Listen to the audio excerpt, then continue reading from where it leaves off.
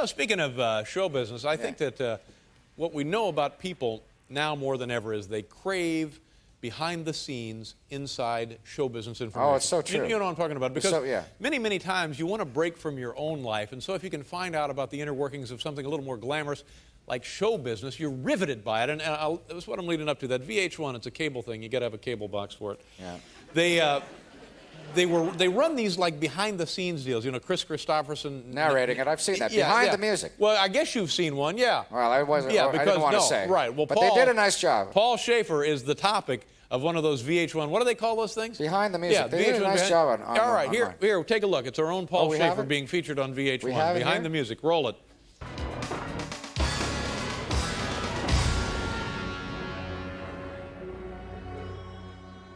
By 1994, Paul was on top of the world. His electrifying new album, Paul for One, One for Paul, was an instant hit, soaring straight to the top of the Billboard charts. But behind the smile, Paul was a ticking time bomb.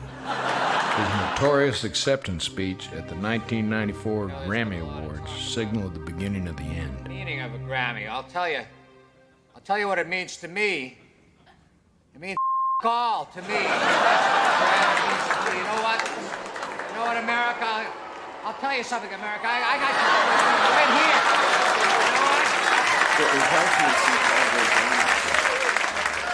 A lot of people don't know this, but Paul was the inspiration for our song Jeremy. Well, Paul and this guy named Jeremy. Then, things got worse. In June of 1995, Paul was sued for plagiarism. I did not plagiarize this song. I never even heard this song. But the evidence was hard to ignore. Rocks. You don't have to put on the red light. Susan. You don't have to put on the green light. You know, Paul was a very good friend of mine. So it wasn't easy for me to have to sue him. But the simple truth is I really love getting lots and lots of money. In a week, Paul was fired from his job and quickly replaced. Do me a favor, say hello to my good friend and musical director, Eric Estrada.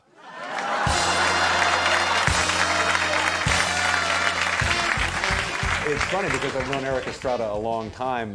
We first met when I did a Chips, and I was a Mexican biker on an intro bus.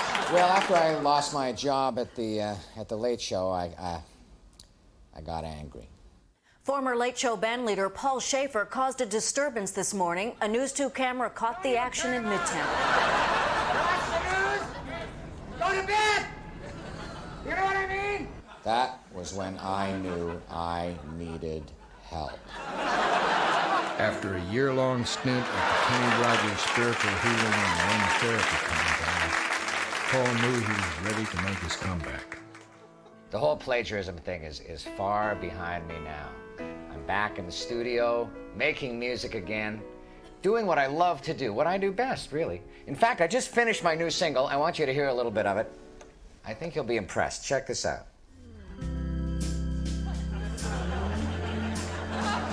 I said, hey, babe, take a walk on the kooky side.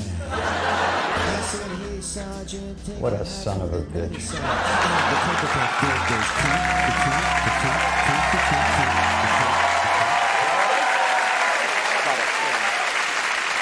If you're okay now. Fine now. With Kenny helping.